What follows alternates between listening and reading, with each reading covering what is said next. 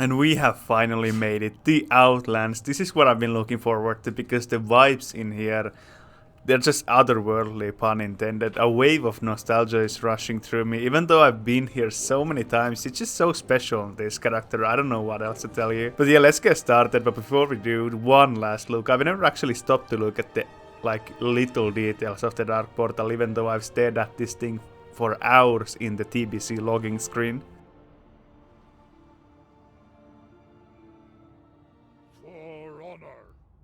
Okay, that's enough sightseeing for now. What we're gonna do is we're gonna get started with the zone by flying into Tralmar, the biggest horde hub in the zone. This zone has two horde hubs, one with a more orc team and one with a more blood elf team. And as we fly to Tralmar, I wanna talk about Outlands and what makes it so special. So the biggest change from Azeroth leveling to Outlands leveling is the amount of challenges you have here. So in Outlands there's a lot more elite and group quests, and because of that I'm very excited because those are the things I wanna do. I wanna challenge myself, and because of this I'm gonna be going for every single elite quest that I can reasonably do by myself. So we'll see how far I can get here in Outlands and just take on those elites. And here we are for the first time in Tralmar.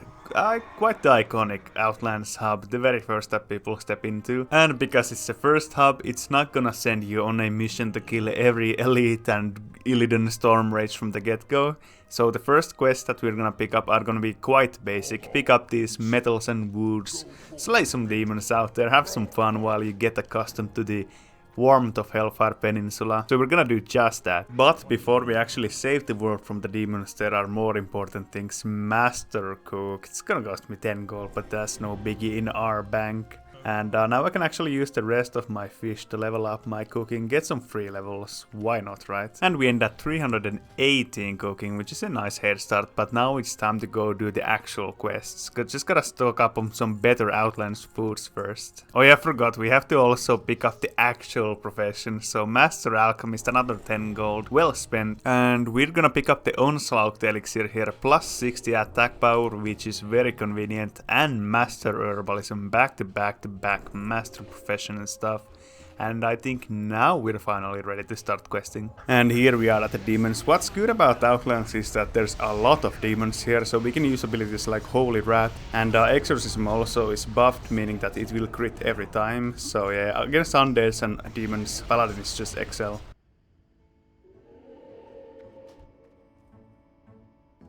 Oh, look what we have here. This guy kinda snuck up on me. I was trying to ask for a guild invite from the guildies. Yeah, this is another special thing about the Hellfire Peninsula. It's got these huge boss mobs. Level question mark, but actually they're level 70. And they just kinda patrol the Hellfire. There's like 3 of them, I think. And yeah, they're just doing their thing, you know, killing innocent levelers. And just like that I get hit with another wave of nostalgia. These things are forever cool to me. And there's the last demon. Not gonna lie, these combats do not feel that much harder. I think it's because they're demons. But yeah, I don't think the health pools got like super buffed or anything. So it's not too bad so far. And the first fellweed of the character is inside. I just had to deal with these goons here. But yeah, fellweeds, they're something you need for Outlands alchemy. It's the most common herb, but also the most used herb. So it's really good to stack up on those. Okay, those guys were a bit more tough, but that's probably because they're orange level. But let's get that fellweed. Thank you very much.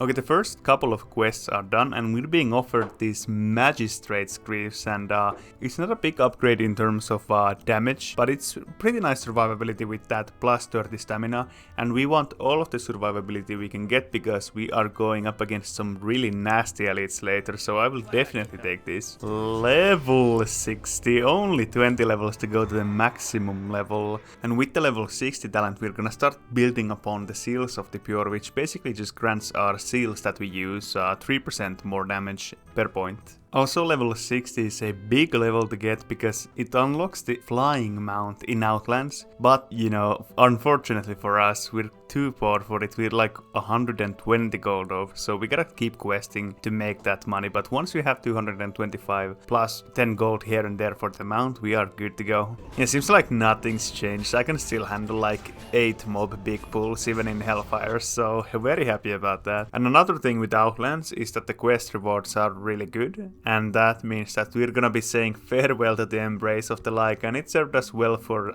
I wanna say 6 levels, so yeah, the Bucket Helm is in Invader's Great Helm, we take it. We're on a mission to bomb the Legion gateways or transporters, whatever they are, and yeah, I remember this used to be so cool back in the day because the classic quests, well, they never had anything like this, so this was a completely new mechanic, even though it's quite unimpressive in today's time.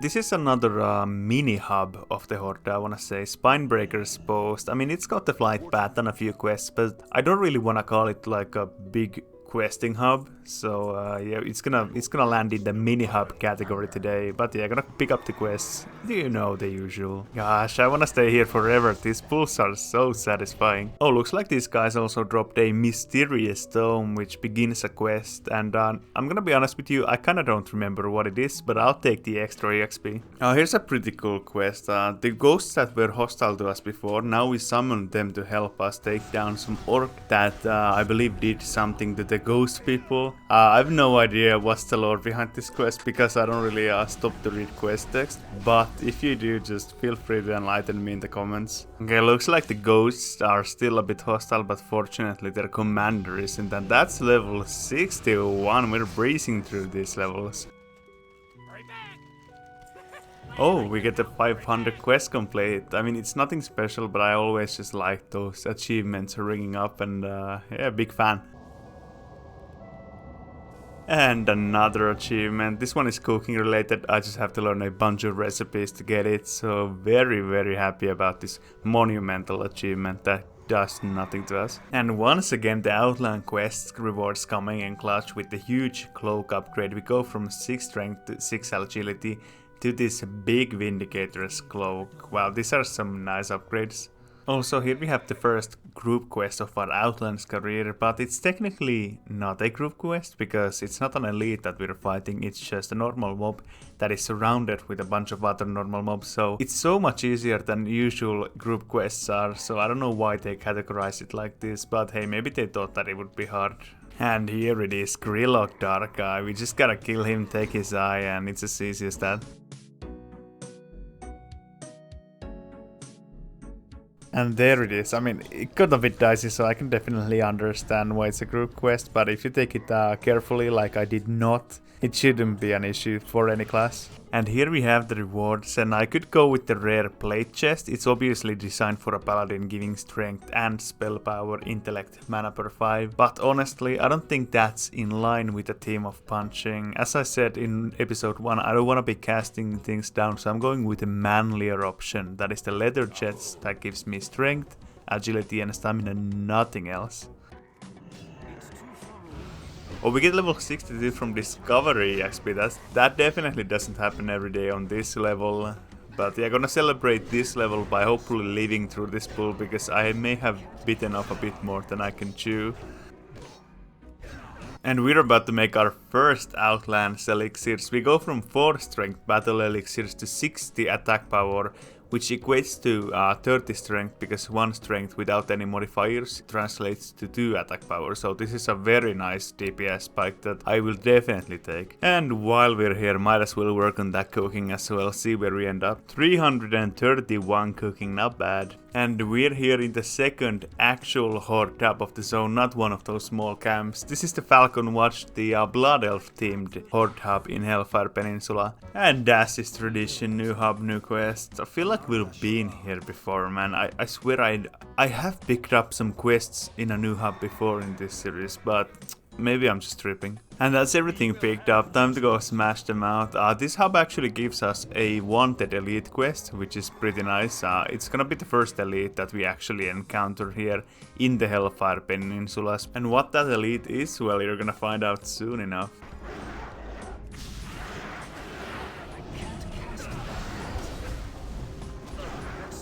And here in this comfy cave we are going to find our first opponent, Blacktalon the Savage. Out of all the Hellfire elites, I'd say that he's probably the easiest one, but even then he's no joke because he's a level 63 elite. And not only that, but he's also guarded with a lot of these stone side alphas, but I've already done my cleanup, so I should have an isolated 1v1 with the boss here.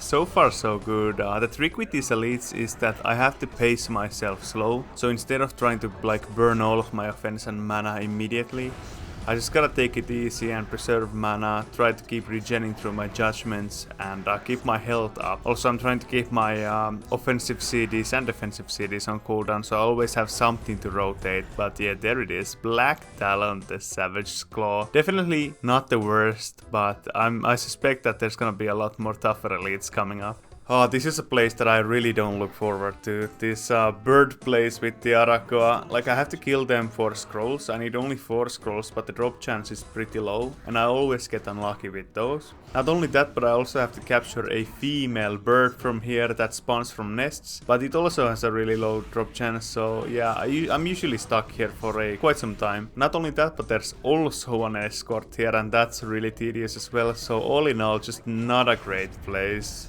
Oh yeah, there's also this Avru guy, which is actually pretty nice because he drops his orb, which gives us 2 pretty free and fast quests, so at least that's the saving grace of this place. Oh, it's our lucky day, we get the female Kaleri on our 3rd nest. Usually this takes me like 6 or more. And we get a random ring drop that gives us 25 attack power. It's definitely an upgrade. I just wanna know which ring is it going to be an upgrade for. I think I prioritized the 4 stamina over 1 strength because I'm gonna be fighting the elite, so it's gonna go over a rare ring here. Got a little kerfuffle going here with 4 mobs on me, but that's no problem. I'm gonna free this elemental from Avru's control using the orb. And to do that I have to beat him to 50% HP, but I mean, it's not a problem. I'm a paladin after all. I'm just gonna bubble, heal up and go again. There we go, and not only do we get some nice EXP, but we also get a neck upgrade, which is, again, outline upgrades do be hitting different. And this 26 attack power translates to 13 strength, so that plus everything else that it gives is a nice little spike. My dear audience, if you wanna keep watching this video, you have to comment "Congratulations on your Mount Goody Am", because my dear friend just got his X45 Heartbreaker, and it would warm my heart and his if you extended your dearest congratulations to him. Thank you.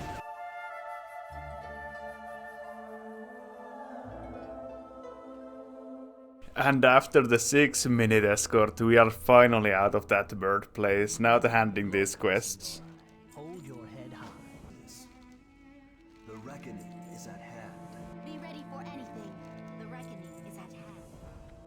Baladash, Malanore. Looks like the time has come to replace our vice grips of strength. The Sulfurak items are falling one by one. We only have the shoulders left after this, but you know, I gotta take all of the upgrades that I can here because some big battles are waiting for me.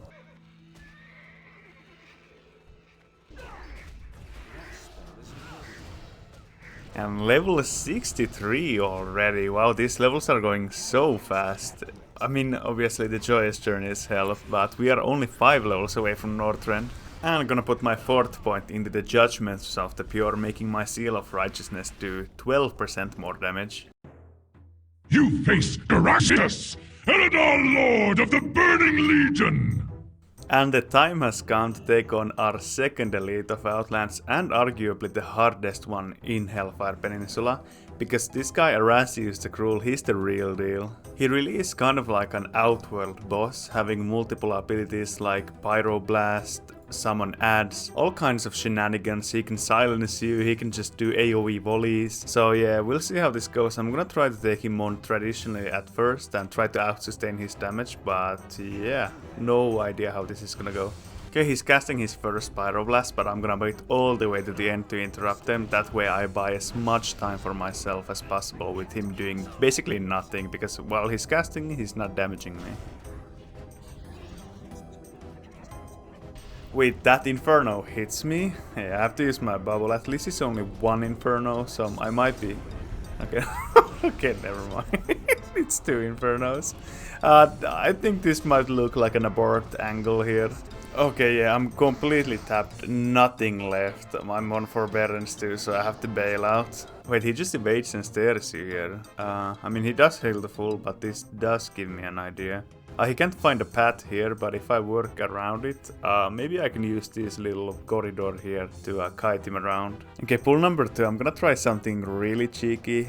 Instead of him evading, I'm gonna kite him around personally through this path that he can't find. And hopefully I'll be able to kite him all the way to Tralmar, where the gods help me. A tale as old as time, punchline and kiting. But yeah, we'll see if this guy gets stuck.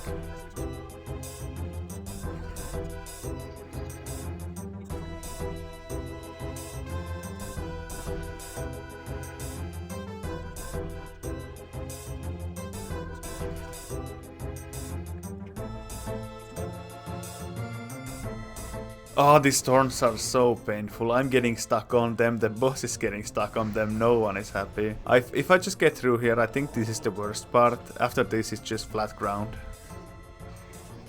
Okay, please don't reset while I jump down here.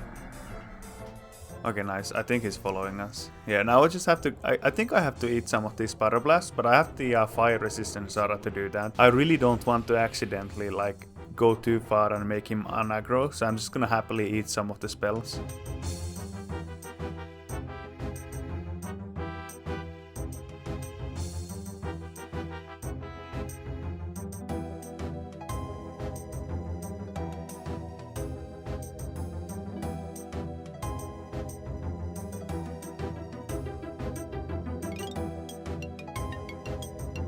We're finally in Tralmar. I've been kiting this guy for so long that I don't even need the gods, but it's nice to see that they help. This actually kinda proves that if you have some sort of kiting ability and or sustain, you can solo this elite with another class as well. Maybe like shaman, maybe druid, just anything that can kite. I think warrior might be a bit unreliable, but yeah, that's it. I would say the hardest elite or quest elite in Hellfire Peninsula is down, so very happy about that.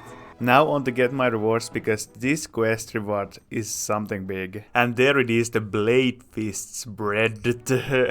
However you wanna pronounce that. But anyway, it's a really good trinket, lasting us all the way to 70 almost. It has a passive critical strike rating, but it also has a on-use effect, which gives us a bunch of attack power. So it's really nice to have at least some burst, because we get our real first burst spell at level 70, that being Wings. And here we are at the 3rd elite. We're gonna go on a bit of an elite killing spree now that I've unlocked pretty much all of the elite quests, kind of at the same time in the zone. Force Commander, Gorax, I'd say it's a medium difficulty, but I think I can just handle it like with no shenanigans.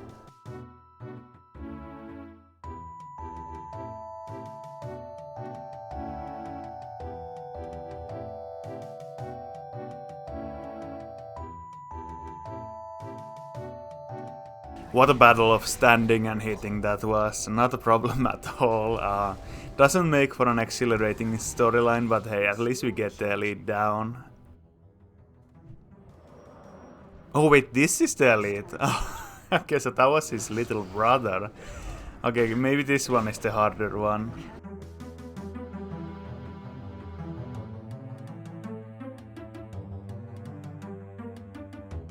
Nope. His older brother was exactly the same, just standing and hitting, just trading blows until one of us fell, and this time it was him. After gathering enough money from questing, I think it's finally about time we unlock the expert riding, aka flying. We're already level 63, so it's better late than never. And there it is, into the wild blue yonder. No idea what that is referencing, but I'll take it.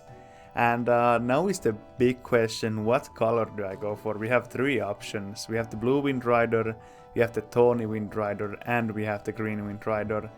And I usually always go with the tawny, so I think it fits the color scheme here as well. And I have the mount bound on my account already, which means that I've learned it on another character. But in the sake of being clear with solo self-sufficient rules, I'll still buy the mount and just delete it, so it costs the original amount of gold.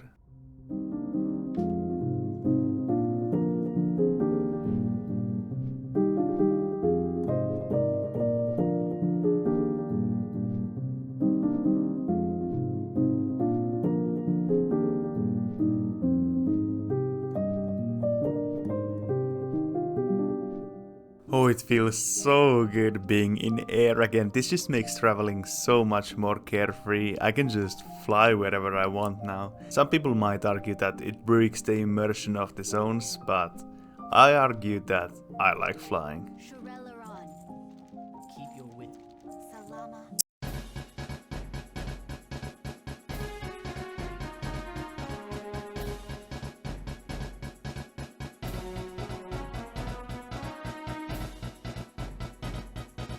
Finally we got this done. I usually skip this quest and I don't even know if this was worth it, but once I got started I got stuck in the sunk cost fallacy, so I just couldn't quit. But at least we're friendly with the Mag'har now. It's kinda useful because there's a hub for Mag'har orcs in the Nagrand that I'm gonna need, so yeah, might have not been a waste of time.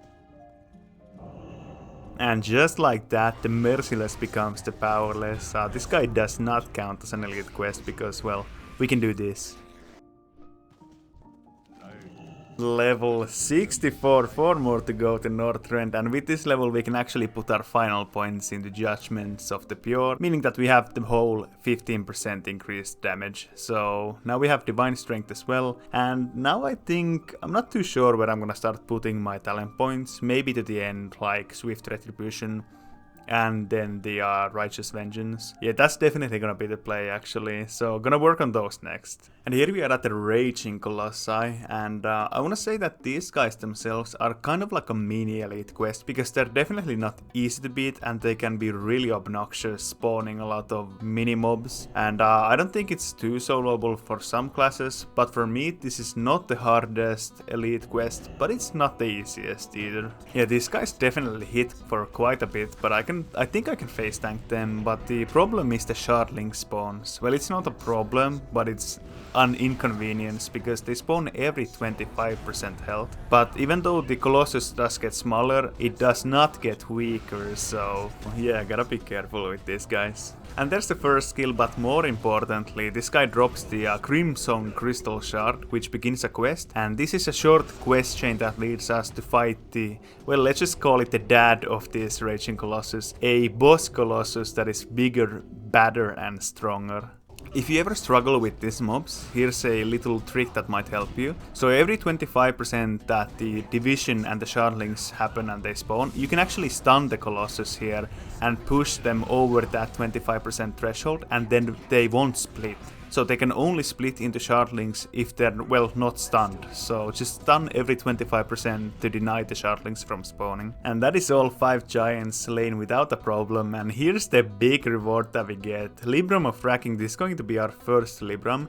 And it's quite a decent one too, because it gives our exorcism spell plus 120 spell power, and it also gives our holy wrath the same, so it's definitely a lot better than having no Libram at all, even though they are spells and not punching things. I'll allow myself this little treat. And here's the pre-quest. We just kinda deal with this lured Colossus that got over here with this NPC, and after this we go and face the biggest of them all. I made some room for the fight because I really don't want to deal with any extra elites here, but in this quest we're tasked to disrupt this big crystal, and somehow the mastermind behind this whole Pantheon or Pantaleon, I don't know what this guy's called, Pantaleos it was, the calculator, he gets pissed off with us and summons a big Colossus, so we have to wait this RP out and then we can take the fight. And there we go, Goliathon is here, the king of the Colossi is his official title, and yeah, this guy is definitely stronger than the rest of the Colossi, but it's still gonna be the same. I denied the first fragmentation with my stun, and now I'm out of stuns and I have to deal with them, but this should be fine as long as I can burst him down. I still have all of my cooldowns, so this should be doable, definitely.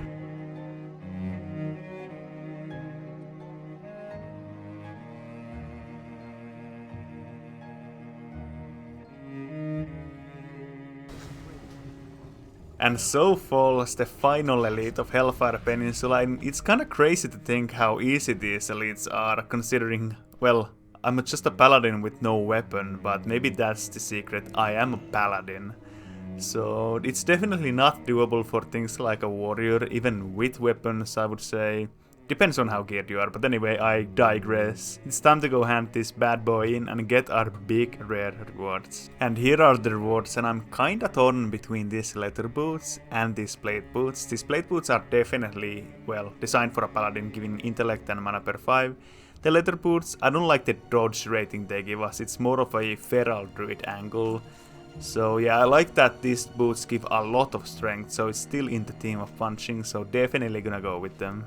And with that quest, it's quite literally time to wave goodbye to Hellfire Peninsula and the Fell Reavers, because there's not much more to do here, and we're going on to face the next set of elite quests in Jangar Marsh. If you think that Hellfire quests were easy, well, the real challenge is only beginning, because we are moving on with Outlands.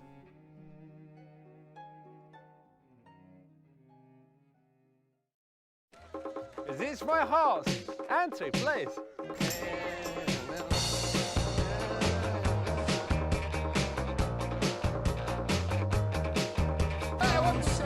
What type of dog is this?